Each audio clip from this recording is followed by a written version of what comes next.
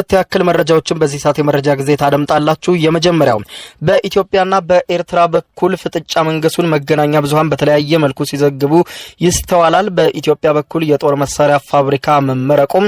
እንዲሁም ደግሞ በኤርትራ በኩል ደግሞ በተለይም በእስር የነበሩ ዜጎች ጭምር ተፈተው ወደ ጦር ካምፖች እንዲገቡ ጥሪ ማድረጓና የክተት ጥሪ የሚመስል አይነት እንቅስቃሴ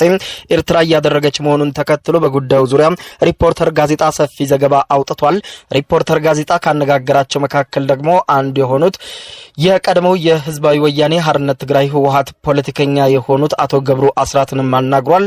ኢትዮጵያ የአሰብ ወደብን ለመመለስ ትንቀሳቀሳለች ወይ? የኢትዮጵያ የአሰብ ወደብን መመለስ ብትፈልግ ምን አካሄድ ትከተል የሚለውን ጉዳይ ጨምሮ የኢትዮጵያና የኤርትራ አሁናዊ ጉዳይ እንዲሁም ወደ ጦርነት ሊያመራ ይችላል የሚለውን ጉዳይ በሰፊው ትንታኔ ይዞት ቀርቧል። በጉዳዩ ዙሪያ የተሰጠውን ምላሽ እንዲሁ በሰፊው የማስደምጣችሁ ይሆናል። በሌላ በኩል ክቡራን አድማጮች ካናዳ ከፍተኛ ድንጋጤ ውስጥ ገብታለች። ይኸውም ከሳምንት በፊት እንደሚታወቀው የአሜሪካው ፕሬዝዳንት ዶናልድ ትራምፕ በካናዳ ላይ 25% የታሪፍ ወይም ቀረጥ መጣላቸው ይታወቃል። ይህንን ተከትሎ እንግዲህ በኢኮኖሚያ ላይ ከፍተኛ የሆነ ጫና ያሳድርባታል። ይህ በካናዳ ላይ የተጣለው ቀረጥ እየተነገረ ባለበት ሰዓት ደግሞ ከወደ ቻይና ካናዳ የሰማችው ዜና አስደንግጧታል። ይኸውም ቻይና ከካናዳ በሚገቡ ምርቶች ላይ 100% ታሪፍ ማለትም 4 እጥፍ ማለት ነው። አሜሪካ ከጣለችው 4 እጥፍ በላይ ታሪፍ በካናዳ ላይ ጥላለች ቻይና። ይሄውም እንግዲህ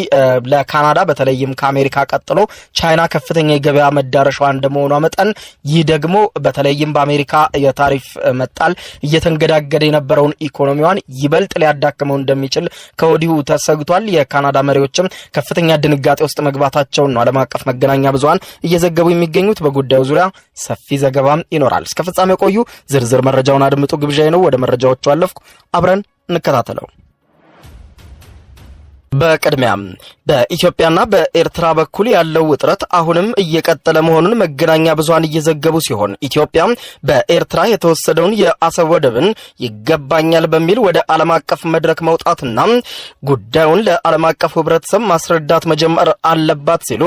የቀድሞው ታዋቂው የህወሓት ፖለቲከኛ መግለጫ ሰጡ። የህዝባዊ ወያኔ ሓርነት ትግራይ ህወሓት የቀድሞ ፖለቲከኛ እንዲሁም የትግራይ ክልል የቀድሞ ርዕሰ መስተዳድርና በኢትዮጵያ ኤርትራ ጦርነት ወቅትም ሚና ነበራቸው የተባሉት ብሎም የአሁኑ የአረና ፓርቲ ስራ አስፈጻሚ ሆኑት አቶ ገብሩ አስራት ካለፉት ጥቂት ሳምንታት ወዲህ በተለይም መነጋገሪያ እየሆነ የመጣው የኢትዮጵያና ኤርትራ ጉዳይ እንዲሁም ያንዣበበውን የጦርነት ስጋት በሚመለከት ሪፖርተር ጋዜጣ በሰጡት ማብራሪያ ከሰሞኑ በኢትዮጵያ የጦር መሳሪያ ፋብሪካ መመረቅ እንዲሁም በኤርትራ በኩል የጦር መሳሪያ የጫኑ መርከቦችን መያዝና ኤርትራ ለዜጎቿ የክተት ጥሪ ማወጇና ሁሉም ወደ ጦር ካምፕ እንዲገባ መጥራቷ የሁለቱ ሀገራት ፍጥጫ ወደ ጦርነት ሊያመራ ይችላል ወይ? አሁን ባለው መረጃና አሁን ባለው ሁኔታ ምን እየተፈጠረ ነው? በሚል ሪፖርተር ጋዜጣ ላቀረበላቸው ጥያቄ አቶ ገብሩ አስራት ስለ ሁኔታው ሲመልሱ በእርግጥ በኢትዮጵያ በኩል የጦር መሳሪያ ፋብሪካ ማስመረቋ ከውጭ ከማስገባት ይልቅ በሀገር ውስጥ የማምረታ አቅምን መፍጠሯን የሚያሳይ ነው። በግጭት ወቅትም እንዲሁም በተለያዩ ጊዜያትም በውጭ ሀገራት በሚጣሉ ማዕቀቦችና በሚወሰዱባት እርምጃዎችም ተጽዕኖ ስር ከመውደቅ የሚታደጋት አስፈላጊ እርምጃ እንጂ በኢትዮጵያና ኤርትራ መካከል ያለውን ውጥረት የሚያሳይ ነው ብለው እንደማያምኑ ያስታወቁት፣ ነገር ግን በኢትዮጵያና በኤርትራ መካከል ባለው ውጥረት ግጭት ቀስቃሽ ንግግሮች ወዲህም ወዲያም እየተሰሙ ቢሆንም አሁኑኑ ወደ ጦርነት የሚያስገቡ ግን አይደሉም ሲሉ በኢትዮጵያ በኩል አሰብን ለማግኘት እየተሄደ ያለው እርምጃ ግልጽ ባይሆንም በግሌ ግን የአሰብ ጉዳይ የተሻለ መንገድ ለመቀጠል ካስፈለገ በኢትዮጵያ በኩል የህግ ማዕቀፍ በማዘጋጀት ኢትዮጵያ የባህር በር እንደሚያስፈልጋትና አሰብም የእርሷ እንደሆነ እንደሚገባትም በዓለም አቀፉ የተባበሩት መንግስታት ድርጅት መድረክ እንዲሁም በአፍሪካ ህብረት አይነት መድረኮች ላይ አስረግጦ በማስታወቅ በህግ እንዲሁም በታሪክና በፍትህ አግባቦች የአሰብን ወደብ ለኢትዮጵያ መሆን እንደሚገባው በማንሳት ምንም እንኳን ከዚህ ቀደም የነበረው የህዝባዊ ወያኔ ሓርነት ትግራይ ህወሓት ኢህአዴግ መንግስት የአሰብን ወደብ ማንነት ጦርነት መቀስቀስ ነው በሚል አይገባንም ሲል የቆየ ቢሆንም በአሁኑ ወቅት ግን የአሰብን ጉዳይ ወደ ኢትዮጵያ ማምጣት ካስፈለገ ጉዳዩን አስቀድሞ በሰላማዊና በሕግ አግባብ ለዓለም አቀፉ ተቋማት ማሳወቅ ያስፈልጋል በማለትም ተደምጠዋል። አቶ ገብሩ አስራት በመግለጫቸው ስለ ኤርትራው ሻዕቢያም ያነሱ ሲሆን የኤርትራው ሻዕቢያ በየትኛውም አግባብ ኢትዮጵያን በማዳከምና በመበታተን ራሱን አጉልቶ የመውጣት ፍላጎት ያለው አካል እንደመሆኑ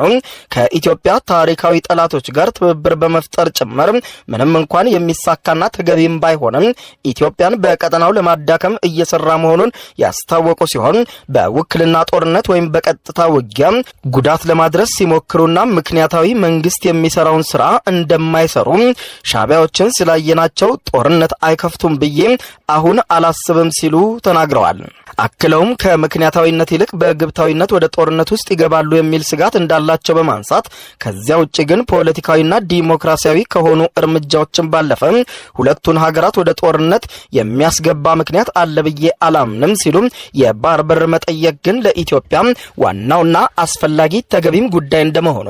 ኢትዮጵያ ይህንን ጥያቄ ከኢጋድ በመነሳት በሂደት ወደ ዓለም አቀፍ መድረክም ማዝለቅ እንዳለባትም አስረግጠዋል። የኢትዮጵያ የቀድሞ የአሰብ ወደብን የማግኘት ፍላጎት ለማስጠበቅ መንግስት ጉዳዩን ወደ ዓለም አቀፍ ተቋማት ከመውሰድ ባሻገር ኤርትራን ጨምሮ ከሀገራት ጋር ድርድር ውስጥ መግባት ሊያስፈልገው ይችላል በማለት የጠቆሙት አቶ ገብሩ አስራት ምንም እንኳን ኢትዮጵያ በታሪኳም የአሰብ ወደብ በር ባለቤት የነበረች ቢሆንም በወቅቱ በነበረው መንግስት ቸልተኝነት ምክንያት ግን የወደብ ተደራሽነቷን አጣለች ሲሉ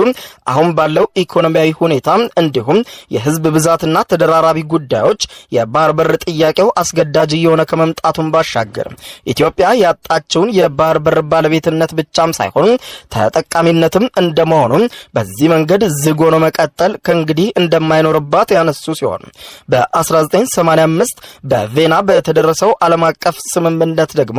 የባህር በር የሌላቸው ሀገራት የባህር መውጫም ሊሰጣቸው ይገባል የተባለ ቢሆንም ኤርትራ ግን የአሰብ ወደብን በመዝጋት ኢትዮጵያን ለማስደረስ ፈቃደኛ አልሆነችም ሲሉ ይህ የኢትዮጵያን የመጠቀም መብትም የነፈገ በመሆኑ ኢትዮጵያ እነዚህን መብቶች ለዓለም አቀፍ መድረኮች በማቅረብ መሞገት ይጠበቅባታል ሲሉ ተደምጠዋል። ምንም እንኳን ኢትዮጵያ ከሶማሌላንድ ጋር የባህር በር ተደራሽነትን ለማግኘት የደረሰችው የመግባቢያ ስምምነትን ተከትሎ ከሶማሊያ ጋር የተፈጠረው ውጥረትም በቅርቡ መፈታት መቻሉ ቢገለጽም ከኤርትራ ጋር ግን የተገባው ውጥረት ግን ከፕሪቶሪያው የሰላም ስምምነት ወዲህ የተፈጠረ መሆኑን የሚገልጹት አቶ ገብሩ የኤርትራ መንግስት የፕሪቶሪያው የሰላም ስምምነት ሲደረስ ጦርነቱን ለምን አልጨረስንም በሚል ተቃውሞና ውጥረት ውስጥ መግባታቸውን በማንሳት ኤርትራን ጨምሮ ሌሎችም በኢትዮጵያ የውክልና ጦርነት እንዲፋፋም የሚፈልጉ ሀገራትም ታጣቂዎችን ማስታጠቅና ማደራጀትም ቀጥለዋል ሲሉ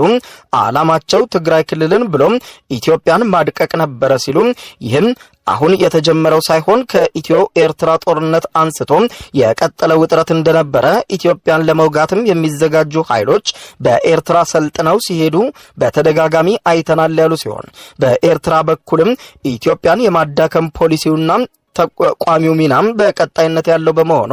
ማንም መሞኘት የለበትም። የኢትዮጵያ መንግስት ከዚህ ቀደም በጅዳ የደረሰው ትብብርና ስምምነትም የሻዕቢያን ባህሪ ግምት ውስጥ ያላስገባ ሊሆን ይችላል፣ ነገር ግን በግልጽ አልታወቀም ብለዋል።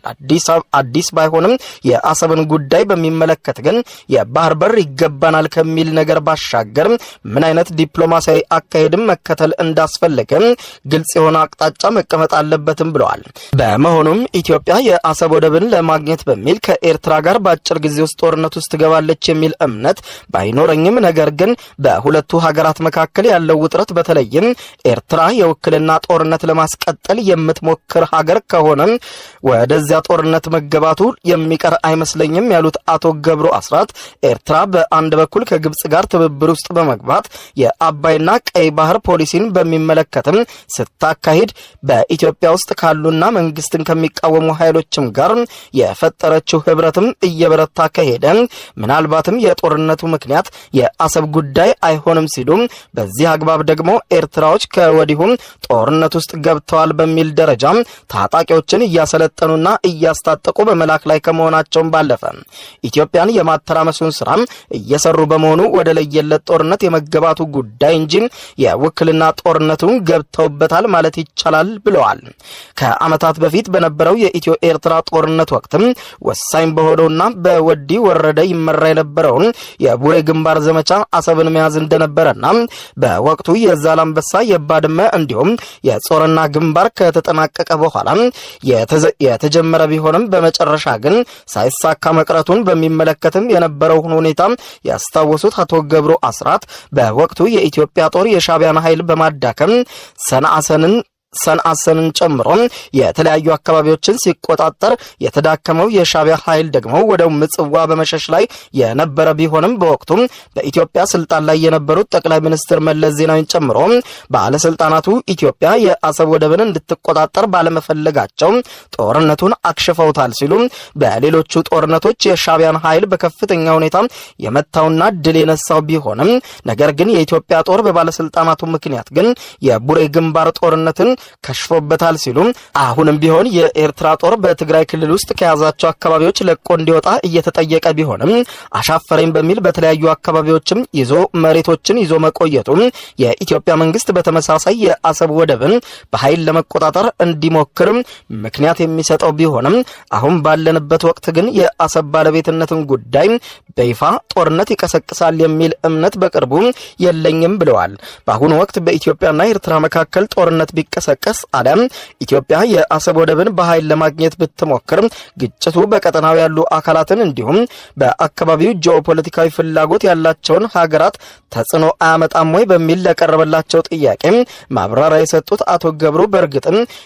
ምዕራባውያንን ጨምሮ ሀያላኑ ሀገራት በራሳቸው ተደራራቢ ጉዳዮች ውጥረት ውስጥ ናቸው። ነገር ግን እንደ ግብጽ፣ ሳዑዲ አረቢያ፣ የተባበሩት አረብ ኤሚሬቶች እንዲሁም አለፍ ሲል ኢራንና ቱርክ ያሉ ሀገራትም በቀይ ባህር ተዋንያን ፍላጎት ያላቸው ሀገራት እንደመሆናቸው በጦርነቱ ተጽዕኖ ለመፍጠር ሊሞክሩ እንደሚችሉ ጠቅሰው ጦርነቱም በሁለቱ ሀገራት ብቻ የሚደረግ ሳይሆን አሰላለፉ ተቀይሮ በቀይ ባህር ዋነኛ ተጠቃሚ መሆን የሚፈልጉ ሀገራትም የሚገቡበት ለቀጠናውም ከባድ ስጋት የሚፈጥር መሆኑን እንደማይቀርም አመልክቷል። በሌላ ዜና በአሜሪካን በፕሬዝደንት ዶናልድ ትራምፕ ተደራራቢ ማዕቀብ የተጣለባት ካናዳ አስደንጋጭ ጉድ ወደ ቻይና መስማቷ ተነገረ። የአሜሪካው ፕሬዝደንት ዶናልድ ትራምፕ ወደ ስልጣን በመጡ ማግስት በካናዳ ላይ የ25% ታሪፍ እንደሚጠሉ ሲናገሩ፣ ካናዳ በበኩሏ ታሪፉ ቢጣል እርሷን መልሳ የአጸፋ እርምጃ ሌላ ታሪፍ በአሜሪካ ላይ እንደምትጥልና እንደምትወጣው ከሌሎች ሀገራትም ጋር የንግድ ግንኙነቷን እንደምታሰፋ ይበልጥ በመግለጽ የዶናልድ ትራምፕን ውሳኔ በመቃወም ለዚህ የንግድ ቀረጡ መጨመርም ምንም አይነት መንበርከክ አላሳይም ስትል ቆይታ ነበር። ነገር ግን ከወደ ቻይና ትናንትና የተሰማው ዜና የቻይና መንግስት ባሳለፈው ውሳኔ በአሜሪካ 25% ታሪፍ የተጣለባት ካናዳ ከቻይና ደግሞ 100% ታሪፍ እንደተጣለባት ተነግሯል። ይህ የካናዳ ባለስልጣናትን በእጅጉ ያስደነገጠ ሆኗል። የአሜሪካው መገናኛ ብዙሃን ኒውዮርክ ፖስት እንደዘገበው ቻይና የአሳማ ስጋን ጨምሮ በርካታ ከካናዳ በሚመጡ ምርቶች ላይ እስከ 100% የሚደርስ ታሪፍ ስትጥል ውሳኔው የካናዳ መንግስት ባለፈው ነሐሴ ወር ከቻይና በሚገቡ የኤሌክትሪክ መኪኖች እንዲሁም የብረት አሉሚኒየም ምርቶች ላይ የታሪፍ ጭማሪ ማድረጉን ተከትሎ የተወሰደ የአጸፋ እርምጃ መሆኑ ሲጠቀስ ከሁለት ሳምንታት በኋላ ተግባራዊ መደረግ እንደሚጀምር ቻይና የገለጸችው በካናዳ ላይ የጣለችው ይሄው 100% ታሪፍ ጭማሪ ለካናዳ ውሳኔ ምላሽ ለመስጠት ብቻም ሳይሆን ሜክሲኮን ጨምሮ ሀገራቱ በቻይና ንግድ ዘርፍ ላይ ከአሜሪካ ጎን እንዳይሰለፉ ለማስጠንቀቅ የሚያክል ነው በማለት ይገልጻሉ።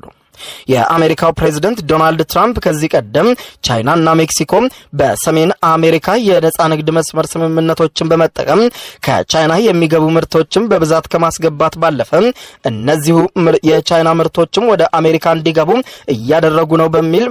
ሀገራቱን ማስጠንቀቃቸውን በሚታወስ ሲሆን ፕሬዝዳንቱ በቻይና ላይ ታሪፎችን ከመጣል በተጨማሪ በሜክሲኮና ካናዳ ላይም ተመሳሳይ 25% እርምጃ መውሰዳቸውን የጠቆመው ዘገባው የቻይና መንግስት የታሪፍ ኮሚሽን በቅርቡ ይፋ ባደረገው ውሳኔ ደግሞ ካናዳ በብዛት ወደ ውጭ ሀገራት ከምትልካቸው ምርቶች መካከል በግንባር ቀደም የሆኑት እንደ አተርና ሌሎችም የአዝርዕት ውጤቶች ላይ በ100% ወይም እጥፍ ታሪፍ ሲጥል ከካናዳ የሚገቡ የአሳማ ምርቶች ላይ ደግሞ የ25% ታሪፍ መጣሉን በማንሳት እርምጃው የካናዳ መንግስት ከቻይና በሚገቡ የኤሌክትሪክ መኪኖች ላይ የጣለውን የ100% ወይም እጥፍ ታሪፍና በብረትና አልሙኒየም ምርቶች ላይ ደግሞ የጣለውን 25% ታሪፍ ጭማሪ ተከትሎ የተወሰደ ሲሆን ይህ የቻይና መንግስት የወሰደውና ካናዳን መንግስት አስደንግጧል የተባለውን ታሪፍ አስመልክቶ የኢኮኖሚ ተንታኞች ሲናገሩ በተለይም ደግሞ በአሜሪካ ውሳኔ ኢኮኖሚዋ እየተንገዳገደ ያለው ካናዳ ከቻይና የተጣለባት 100% ታሪፍ ማለትም አሜሪካ ከጣለችባት 25% ታሪፍ በ4 እጥፍ የሚልቅ መሆኑ በእርግጥም የካናዳን ቀጣይነት ስጋት ውስጥ የሚከት አድርጎታል ብለዋል። የካናዳ ኢኮኖሚ በእጅጉ እንደሚመታው የተነገረው ይሄው የቻይና ውሳኔ ከሳምንት በኋላ በተግባራዊነቱ እንደሚጀምር ተገልጿል። ከዚህ ባለፈ የቻይና የንግድ ሚኒስትር ባወጣው መግለጫ ካናዳ የተሳሳተ እርምጃውን በአስቸኳይ እንድታርም እንጠይቃለን ሲል ከዚህ የባሱ እርምጃዎችን ለማስቀረት ከወዲሁም እርምጃዋን ማስተካከል አለባት በሚል ቻይና በካናዳ ላይ የዛተች ሲሆን የካናዳ መንግስት እርምጃውን ካላሰበ የምንወስድበት እርምጃ ቀጣይ ካናዳን በራሱ ኢኮኖሚዋን የሚያሽመደምድ ነው ብላለች ቻይና። የቻይና መንግስት ውሳኔን ተከትሎ እስካሁን በካናዳ መንግስት በኩል የተባለ ነገር አለመኖሩን የጠቀሰው መገናኛ ብዙሃኑ ምንም እንኳን የቻይና ሚኒስትር በይፋ የሰጠው መግለጫ የዓለም የንግድ ህግ ተቋም ህግ ባከበረ መልኩ ዝርዝር ጉዳዮችን ያላካተተ ቢሆንም በሀገሪቱ ብሔራዊ ቴሌቪዥን በተሰጠው ማብራሪያ ግን የትራምፕ አስተዳደር የቻይና ምርቶች ወደ ሰሜን አሜሪካ እንዳይገቡ ለማድረግ በሚል በካናዳና ሜክሲኮ ላይ ታሪፍና ማስፈራሪያ በማድረግ ሀገራቱ ከአሜሪካ እርምጃ እንዳይወሰድባቸው በቻይና ላይ ተጨማሪ ታሪፍ እንዲጥሉ እያስፈራራ ቢሆንም ካናዳም ሆነች ሜክሲኮ የትራምፕ አስተዳደርን ተከትለው በቻይና ምርቶች ላይ የሚጥሉት የታሪፍ ጭማሪ ከቻይና በኩል ጠንካራ የታሪፍ ጭማሪ እንደሚደረግባቸውና በተለይም ከቻይና ለሚያመጡት እጅግ በርካታ የሆኑ ሸቀጦችን ከፍተኛ ስጋት ውስጥ እንደሚገቡ ተነግሯል። የቻይና ባለስልጣናት በዚህ እርምጃቸው ከ1 ቢሊዮን የአሜሪካን ዶላር በላይ ወጪ ያላቸው ምርቶች ወደ ቻይና ለምትልከው ካናዳ አሜሪካን ብቻ ሳትሆን ቻይናም ሰፊ የገበያ ዕድል መሆኗን ማሳየታቸውን የጠቆመው ዘገባው ይህ የቻይና ታሪፍ የመጣል እርምጃ በካናዳ ከ6 ዓመት በፊት የነበረውን ክስተት የሚያስታውስ መሆኑን ጠቅሶ በወቅቱ የካናዳ ባለስልጣናት ከአሜሪካ በተላከላቸው እስር ማዘዣ አማካይነት ታዋቂዋን የቻይናው ሁዋዌ ኩባንያ አመራር ሜንግ ዋንዞን በቁጥጥር ስር ማዋላቸውን ተከትሎ የቻይና መንግስት በወሰደው አፋጣኝ እርምጃ ከካናዳ በሚገቡ ምርቶች ላይ የ25% ታሪፍ በመጣል እንዲሁም በቻይና የሚገቡ 2 ካናዳውያን ዜጎችን በማሰር አመራሯ እንዲለቀቅ ጫና ማድረጓን በማስታወስ በወቅቱ የካናዳ መንግስት ቻይናዊቷን ዋንዙ በቫንኮቨር በሚገኘው ቅንጡ አፓርትመንት ውስጥ እንድትኖር ማድረጋቸውን በአጭር ጊዜ ውስጥ አሜሪካ በተሳተፈችበት መድረክ በተደረገ ድርድር ሶስቱም ግለሰቦች ወደ የሀገራቸው እንዲመለሱ ማድረግን እንደተቻለ